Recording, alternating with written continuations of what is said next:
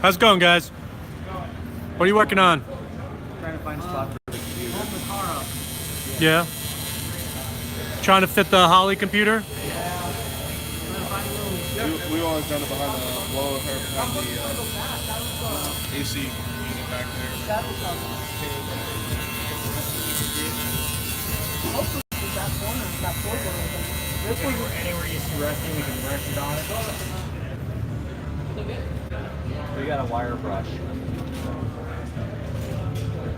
Brush straight there. I'll let you say it.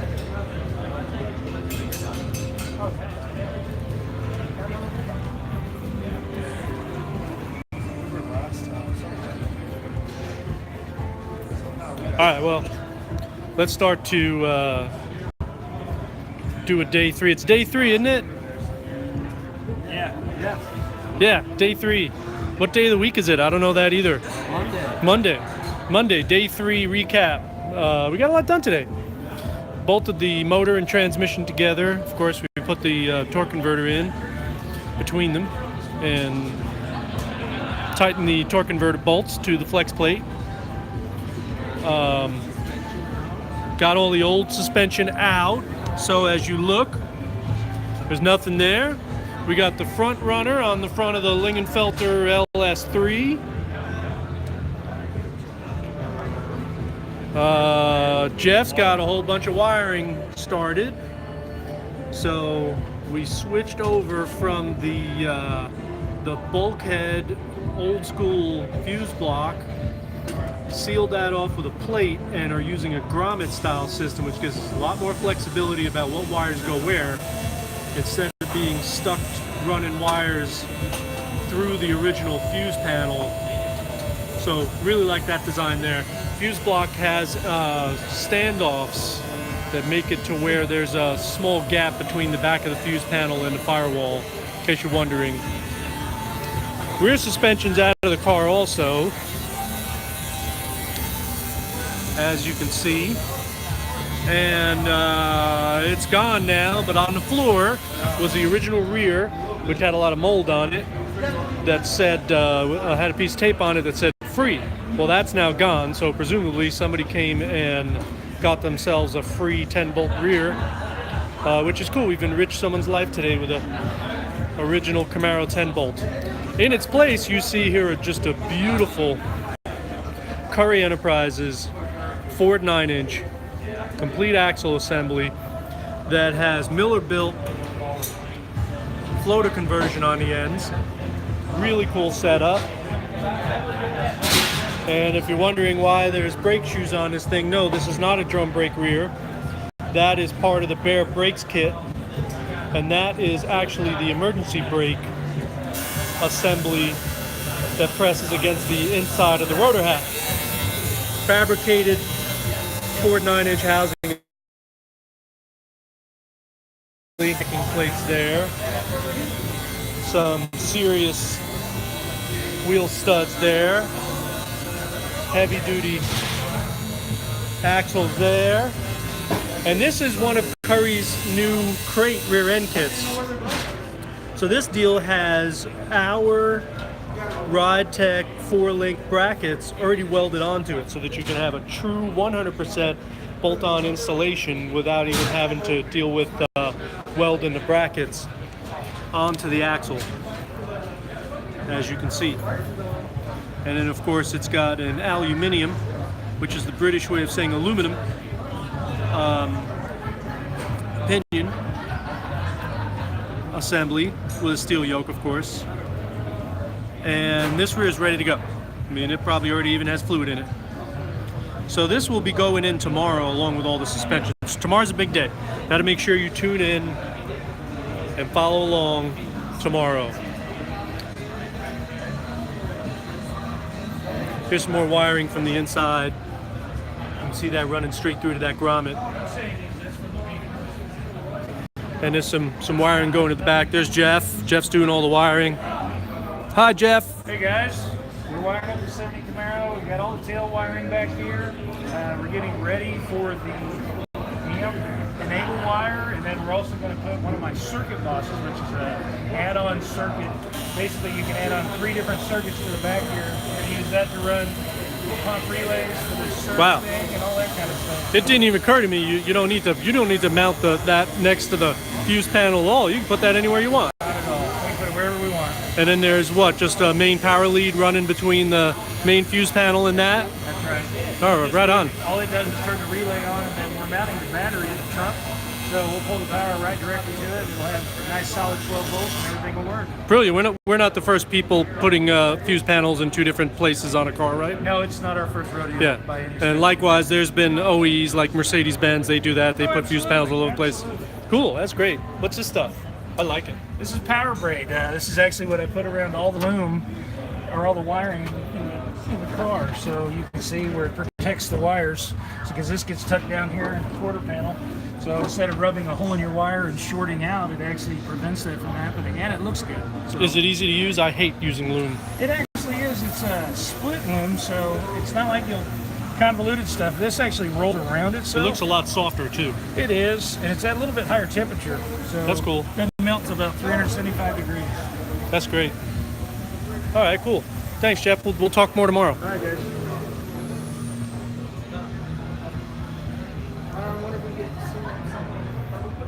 Look at how nice the floors are in this car. Can you see that? Well, it's hard to see because there's a lot of stuff in the way, but not a speck of metal, unless it's a bolt hole, has gone through these floors. Really nice car. Proud to have it.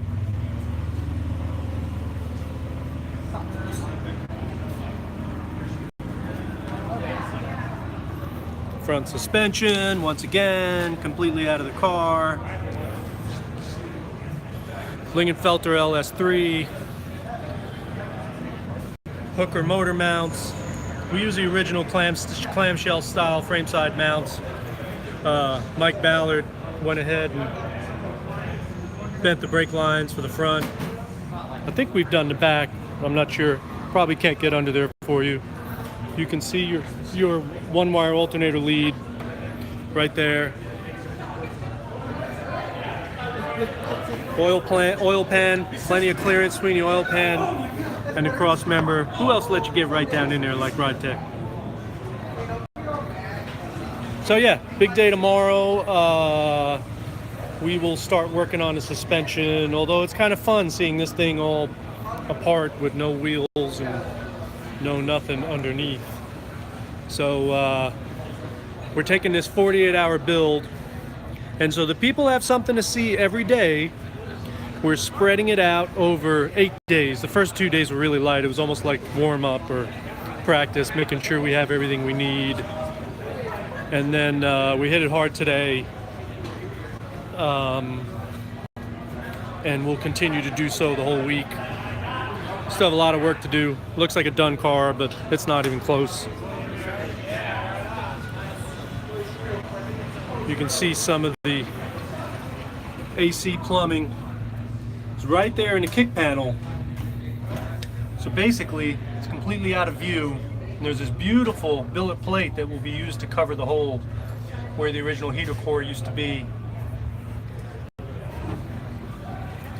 These guys back here, in addition to some wiring, are the pass-throughs for the new RideTech Unicradle 4-link.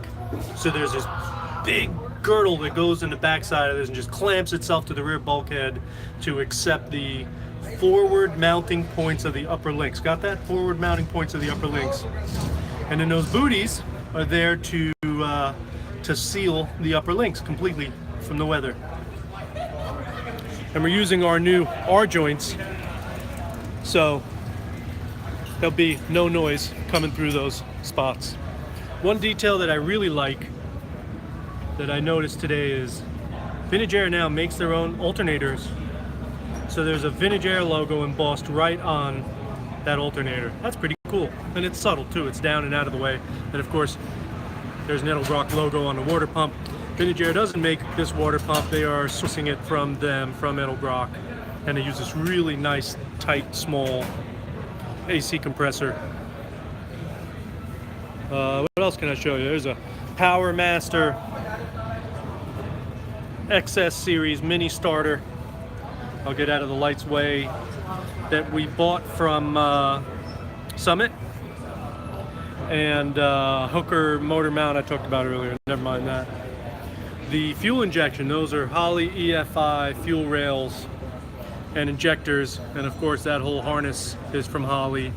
And we're using Holley's Terminator EFI wiring system, and that's where we're at right now. We're just sort of deciding where all we want to go and mount the PCM that controls the engine and the transmission in the case of this car, since we're running an electronic overdrive automatic transmission. Holley EFI, single 4-barrel throttle body that looks like a carburetor. And of course, you can still kind of see Mac's tilt plate called his pivot plate that works really well. That's about it. All the condensers in place, vintage air condenser, part of their Sure Fit kit. And way in the corner there, you can see the AC dryer, nice, tucked up out of the way. And those are pre-bent lines that you can see down there that go with that kit and work with the stock firewall, which is a big deal. And not that easy to do when you think that, you know, some firewalls are OE, like this one. This is a beautiful original firewall. And some firewalls are made in Taiwan in China by people who've never seen a 71 Camaro in their lives. But this one's the real deal. Really nice car. So it's the end of the day. The sun is just dipping behind the tents, as you can see. Sun's going down. Cars are selling here today. They're in line, they're going through.